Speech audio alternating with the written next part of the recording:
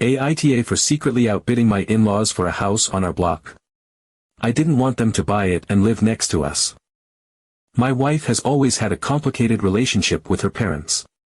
The usual stuff you see in these kinds of stories: lack of respect for boundaries, constant unsolicited opinions on every aspect of her life, a general sense that because they brought her into the world, they get to dictate how she lives in it. Her parents are the kind of people who believe that their involvement in her upbringing, especially their financial contributions to her long and expensive education, entitle them to an indefinite say in her choices. The problem is, my wife is a natural people pleaser. She struggles to push back against them, not because she agrees with them, but because standing up to them fills her with guilt. I, on the other hand, have absolutely no problem setting boundaries with elders. I left home at 16, paid my way through life, and became pretty successful by the time I was 30. I am perfectly comfortable saying no without feeling any kind of emotional turmoil about it. This has always made the dynamic between me and my in-laws very different from the one they have with my wife.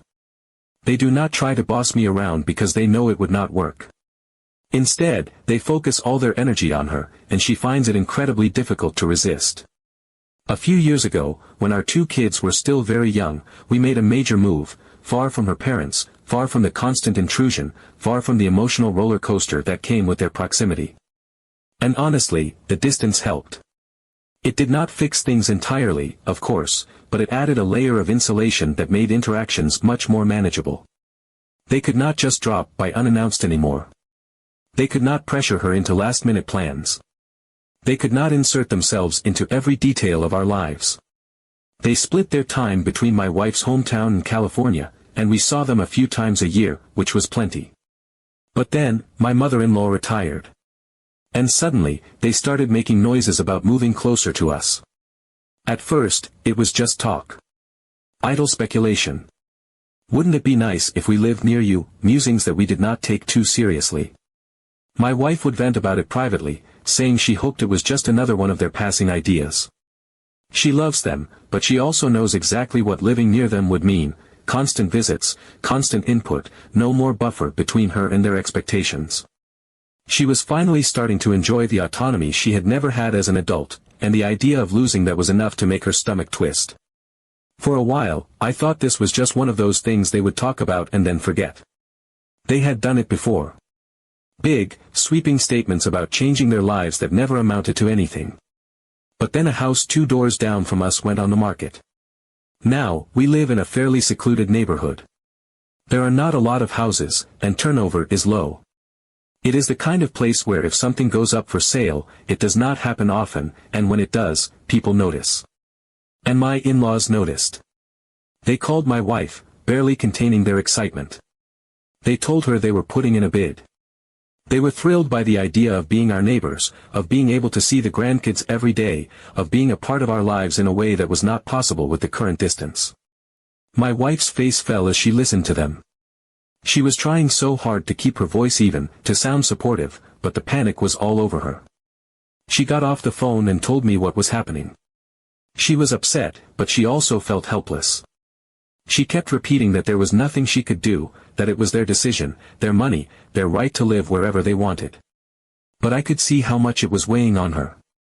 She did not want them here. She was terrified of what it would mean for our family dynamic. She knew she would never be able to say no to them if they were right next door. I asked her what she wanted. She hesitated.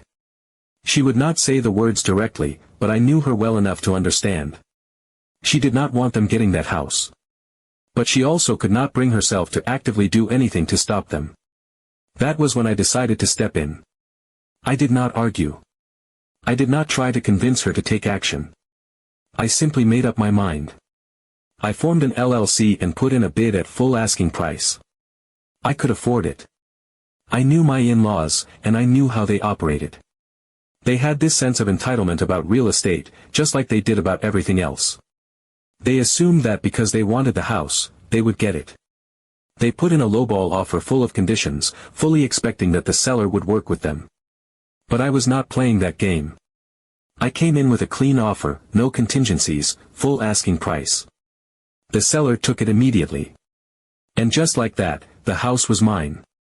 I did not tell my wife. Not because I wanted to keep secrets from her, but because I did not want to put her in a position where she would have to lie to her parents or, worse, admit the truth and deal with the fallout. This way, she could play innocent. She could shake her head and say, "I have no idea what happened." It protected her from the inevitable explosion. And oh, did they explode. They raged. They were furious at the mystery person who had outbid them. They were convinced there was some conspiracy at play. They accused the seller of being shady, the real estate agent of screwing them over, the whole system of being unfair. They could not believe that they had lost. My wife listened to them vent, nodded sympathetically, made all the right noises of understanding. And the whole time, I kept my mouth shut. Only one person knew what I had done, my brother. And when I told him, he called me an asshole. He said it was a manipulative move, that I had taken away their agency, that I had overstepped in a major way. That genuinely surprised me. From my perspective, I had done exactly what needed to be done. I had protected my wife's mental health. I had prevented a situation that would have made her miserable. I had ensured that our family could continue living the life we had built without interference. I do not regret it. I rented the house out to a family who really needed it, and I left the management to an agency so I would not have to think about it. It was a win-win. But my brother's reaction made me wonder. Was I actually in the wrong? Did I overstep? Or did I just do what my wife could not do for herself? Update 1. Thanks for all the helpful comments. A few things that need to be clarified. First, I do not think my brother is going to spill the beans. He has not seen my in-laws in years, and he is not exactly the type to reach out and get involved in family drama that does not directly concern him. His objection is more philosophical. He believes that, in the long run, it would be better for me and my wife to deal with her parents directly rather than relying on tactics like this. In his mind, my actions were just a way to sidestep the inevitable confrontation, rather than facing it head-on. I see his point, but I also know my wife. If there was a way for her to have a hard conversation with her parents and enforce boundaries without immense guilt eating her alive, she would have done it already. Second, the house is not just sitting empty. The agency I hired has strict instructions to rent only to permanent residents. The last thing I want is to have it sitting unoccupied for months at a time, or worse, ending up in the hands of short-term renters cycling in and out. That would only draw more attention to it and make it an obvious point of interest for my in-laws. With a long-term tenant in place, it just becomes another occupied house in the neighborhood. There is nothing particularly remarkable about it, nothing to spark their curiosity. My in-laws, for all their faults, do not like renting. They like things to be tailored exactly to their requirements, in the way that only ownership allows. The idea of them renting from an agency where they would have to follow someone else's rules. Not happening. And finally, for those wondering, my wife and I have mostly separate finances. I made most of my money before we met, and while we share things that impact both of us, our investments remain largely separate. This was purchased with my own resources. My wife has little interest in our investments, and honestly, she has always preferred to leave those kinds of decisions to me. That being said, a lot of the comments here made me realize that at some point, I need to tell her. I have been avoiding that moment, partly because I do not want to put her in an uncomfortable position, and partly because, if I am being completely honest, I am not sure how she will react. I know she did not want them living next door, but knowing something has been handled and knowing exactly how it was handled are two different things. So I start thinking about the best way to tell her. It is not a conversation I want to drop on her out of nowhere. It needs to be at the right time, when she is in the right frame of mind, when the kids are not running around needing attention, when she has the mental space to process it. And most of all, it needs to be framed correctly. If I just dump it on her like, "By the way, I bought the house next door to keep your parents from moving in," she is going to panic. She is going to feel cornered, like she is suddenly part of a conspiracy she never signed up for. And that is the last thing I want. So I wait. And in the meantime, life moves on. My in-laws are still talking about the mystery buyer, but it is clear their anger is starting to fade into resignation. They lost. They are unhappy about it, but there is nothing they can do. The house is gone, and they need to start looking elsewhere if they are serious about moving closer. My wife, while outwardly sympathetic, is clearly relieved. I can see it in the way she does not bring it up unless they do. In the way she does not seem nearly as anxious as she was when they first announced their bid. She is sleeping better. She is more relaxed. Update 2. Well, it finally happened. I told my wife. I had been waiting for the right moment, but as it turns out, there is no such thing. The conversation just happened. We were sitting on the couch one night, the kids were asleep, and she casually mentioned that her parents had started looking at houses in another neighborhood about 15 minutes away. She said it like it was nothing, like an afterthought. But I could hear the hesitation in her voice, that undercurrent of anxiety she always got when talking about them making big moves. I nodded, acting neutral, but inside, I knew this was my last chance. If they found a house in that neighborhood, we were back to square one. Well, they wouldn't be right next door, but 15 minutes away was close enough for them to still feel like they had unlimited access. Close enough for them to stop by unannounced, to help with the kids whenever they felt like it, to slowly erode the boundaries my wife had just started to establish. I took a deep breath. Looked at her. Said, before they get too serious about moving, there's something you need to know. She turned to me, eyebrows slightly furrowed. What? And that was it. The moment I had been dreading. I told her everything. I started from the beginning, the house listing, the phone call where her parents had been so excited, the way her face had fallen when she realized what it would mean. How I had seen that look, knew what she wanted but also knew she would never say it out loud. I explained how I had stepped in, how I had formed the LLC and put in the bid before her parents had a chance to play their usual games. I told her how I had paid full asking price, no contingencies, making sure the seller would take my offer over theirs. How I had done all of it without telling her, not to deceive her, but to protect her. To give her an out. I watched her expression shift as I spoke. First, confusion. Then shock. Then something else, something I couldn't quite name. She did not say anything for a long time. She just sat there, absorbing it all. I could almost see the gears turning in her head, processing what I had done, what it meant. Finally, she let out a sharp breath and said, I don't know whether to thank you or be mad at you. Fair enough. She asked why I had kept it from her, why I had not let her be part of the decision. And I told her the truth, because she would never have made the decision. Because she would have let them move in next door, not because she wanted them there, but because she would not have been able to bring herself to stop them. Because she would have chosen their happiness over her own. She ran a hand through her hair, exhaled again. So what do we do now? And I told her, nothing. Her parents had already resigned themselves to losing the house. They were still talking about the mystery buyer, but their frustration had dulled into resignation. As long as we did not stir things up, they would move on. She nodded, quiet, thoughtful. Then she surprised me. She said, I need some time to think about this. I had expected more relief. More gratitude, even.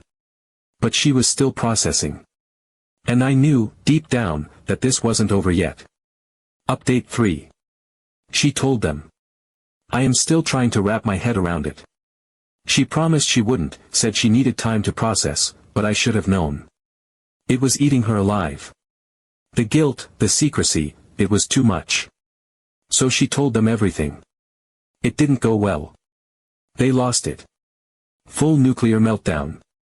Accused me of manipulating her, of controlling our marriage, of stealing their future from them. Her father called me a snake in a suit, as if my success made me inherently untrustworthy, as if my ability to plan and execute meant I was scheming against them all along. Her mother was crying, saying she couldn't believe her own daughter would let this happen, that she had never felt so betrayed in her life. They were devastated. Furious. But underneath all of it, I could tell, they were hurt. They genuinely believed we had betrayed them. My wife tried to explain. Tried to make them understand why she didn't want them living next door. That it wasn't about them personally, but about her needing space, about her finally feeling like she had a life of her own after years of feeling like she had to answer to them. That she loved them, but she knew if they lived 2 doors down, she would never be able to maintain boundaries, never be able to say no without guilt clawing at her from the inside out. They didn't want to hear it. They told her that if she had a problem with them moving closer, she should have just told them. That they would have respected her wishes. That they never would have forced their way in if they knew she felt that way. Which is ironic, because if that were true, none of this would have been necessary in the first place. If they truly listened, she wouldn't have spent her whole life walking on eggshells around them, feeling like her decisions needed to be justified, feeling like her autonomy was something she had to fight for. After an hour of back and forth, her father said something that hit harder than I expected. He said, "You didn't even give us a chance." And for the first time, I saw hesitation in my wife's face. Because in a way, he was right. We had assumed the worst. We had made decisions based on who they had been, not on who they might have been. We had operated under the belief that they would never respect a boundary unless it was forced upon them, that they would have made our lives unbearable if we had simply told them no. And maybe that was true. Maybe, if she had said from the beginning that she didn't want them moving in next door, they would have ignored her feelings and bought the house anyway. But there was also the possibility that they wouldn't have. That, as much as they had a history of steamrolling over her boundaries, they might have relented if they knew how much it mattered to her. It didn't change the outcome. It didn't undo anything. But it planted something in her mind, something that would linger far longer than their initial anger. They left angry. Said they needed time to think. That was 3 days ago. We haven't heard from them since. I do not regret what I did. I still believe it was the right call. But I also know that, no matter how justified it was, this choice came at a cost. My wife is struggling with that now. I can see it in the way she keeps checking her phone, waiting for a message that doesn't come. I can see it in the way she stares off into space when she thinks I'm not looking, lost in thought, replaying the conversation over and over in her mind. She knows we made the right choice, but she is also grappling with the knowledge that it came at a price she didn't anticipate. The distance she always wanted is finally here, but not in the way she imagined. Instead of an unspoken boundary, there is now a fracture in the relationship, one that may or may not heal. And the thing is, I don't know where we go from here. Maybe they will cool off. Maybe they won't. Maybe this will be the thing that finally forces a real reckoning in their relationship, the moment when my wife realizes she has spent her entire life trying to please people who never considered whether she was happy in return. Or maybe this is just another cycle, another round of emotional upheaval before things settle into a new version of the same old pattern. She hasn't talked about it much since that night. I know she's still sorting through her emotions, still trying to figure out what this means for her relationship with them, for the dynamic she thought she had with them. And I'm giving her the space to do that. But there is one thing I know for certain. No matter what happens next, no matter how this plays out, I would do it all over again. Because for the first time, she isn't living in fear of their reactions. For the first time, she made a choice for herself, even if it was difficult. And no matter how much she struggles with the aftermath, she is learning something important, that she does not have to sacrifice her peace for the sake of keeping others comfortable. And that is worth everything. Update 4. It's been 2 months since everything blew up. And if you had asked me back then how I thought this would end, I would have said one of two things: either her parents would eventually cool off and things would return to a strained but functional normal, or this would be the final breaking point that permanently changed their relationship. Turns out, I was wrong on both counts. For the first few weeks after my wife told them the truth, there was complete radio silence. No calls. No texts. Nothing. My wife tried reaching out twice, once to check in, once to invite them to a video call with the kids, but both times, she was met with cold, one-word responses. It was clear they were still furious. She spent a lot of that time second-guessing everything, wondering if she had made a mistake. She never said it outright, but I could see it in the way she'd linger by her phone, waiting for a message that never came. Then, seemingly out of nowhere, they called. My wife's mother, sounding chipper, said they were finally moving forward and had just put an offer on a house. My wife, cautiously hopeful, asked where. I saw her face drain of color as she listened. They bought a house 6 minutes away. Not next door. Not 2 doors down. But 6 minutes away, just far enough that they could say they weren't intruding, just close enough that they could still drop by whenever they wanted. My wife looked at me as she repeated what her mother had said: "Isn't this great? Now we can be close without being too close." I knew what this was. This wasn't reconciliation. This wasn't compromise. This was a power move. They were making it clear, you don't get to push us away. My wife was caught off guard. She stammered something vague about how she hadn't expected this, but before she could fully process, her mom was already going on about the new house. They had already planned their first visit. They were already talking about helping with the kids, about spontaneous family dinners, about how this was so much better than the house they originally wanted. It was like they had completely rewritten reality in their minds. They had decided that the problem wasn't their overwhelming presence, it was just logistics. My wife hung up the phone and sat in silence for a long time. Finally, she muttered, I don't know if I should be relieved or terrified. I told her the truth, this wasn't over. And I was right. At first, things seemed manageable. They were polite. Surface-level friendly. They would text before visiting. They'd ask before making plans. It felt like they were trying, like they wanted to prove they could be respectful. My wife was cautiously optimistic, thinking maybe, just maybe, this would work. And then the slow push started. It was subtle at first. A casual, we were in the neighborhood, so we thought we'd stop by.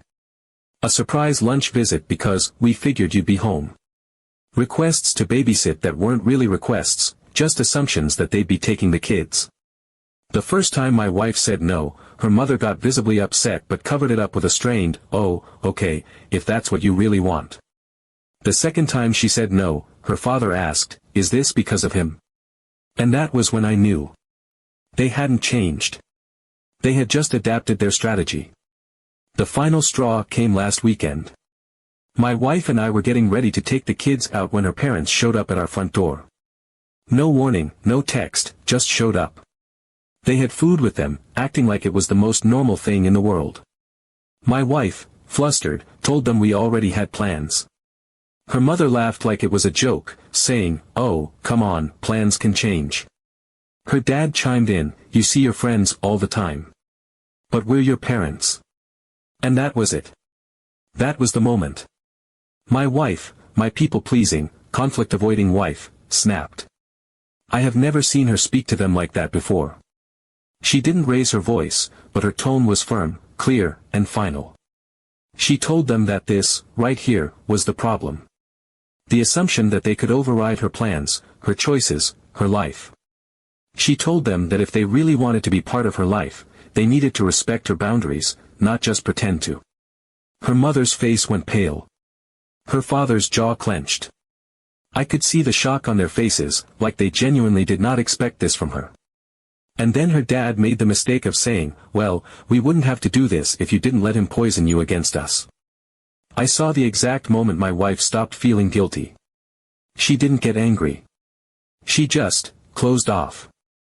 She looked at them for a long second and then quietly said, I think you should go. And for the first time in her entire life, she didn't backtrack. She didn't soften the blow. She didn't try to make them feel better about it. They left in stunned silence. That was a week ago. We haven't heard from them since.